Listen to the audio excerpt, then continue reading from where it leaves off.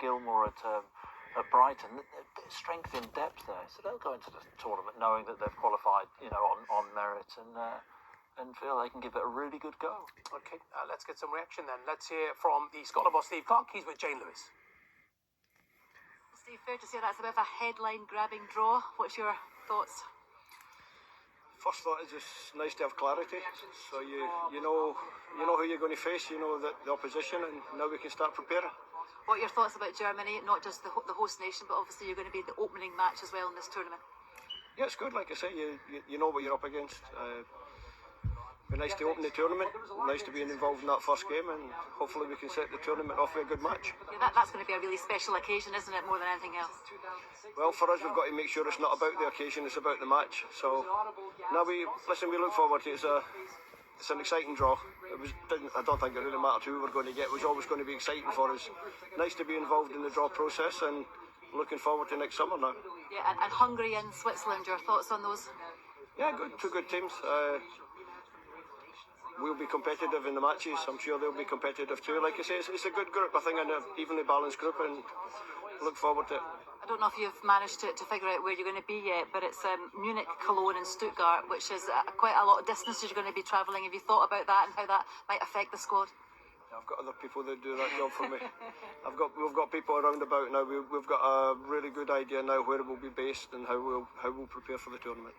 Because that's half the battle, isn't it? Getting that base sorted, and then you can get peace of mind and you can crack on doing your homework on your opponents, I guess. Yeah, the homework can start now. I can start watching videos of matches. Obviously there'll be some friendly matches in March that we have to take care of. We'll get that organised as soon as we can and look forward to next year.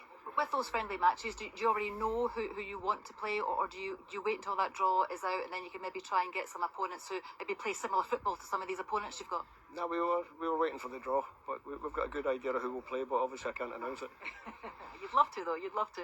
And in terms of now you've seen the group, what are the aims? Are they still the same to try and get out of it? To be competitive in every match. That's always the aim. Respect your opponent and be competitive. And just what was going through your mind when you were in there? Obviously nice to be part of it, wasn't it? And the flag and the name there going through your mind when the draw's coming out. Nothing you can do about it, but are you able to enjoy it a little bit? I was actually thinking I'm quite hungry. Need a bit of dinner. That was the first thought I had. It was as always with UEFA, they put on a good show, so it was a good show. And Germany have embraced the draw. No doubt they'll embrace the Euros as well. How just your thoughts on how this country will handle it, and what tournament you think we'll be expecting? I'm sure they'll handle the Tartan Army, but they better be ready for a lot of Scotsmen coming. Yeah, I mean, it's going to be some invasion, isn't it? Yeah, I think so. It's great. It's great to be involved in, and hopefully everyone can have a great time next summer. Yeah, it is going to be absolutely fantastic. A couple of quick lines on Scotland's opponents. Scotland won their most recent meeting with Hungary, March 2018. They've only met twice this century. Hungary winning the other game 3-0. That was at Hampden in 2004.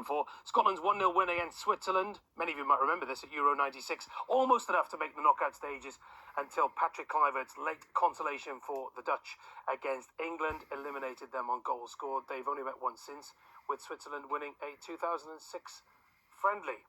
So there you go.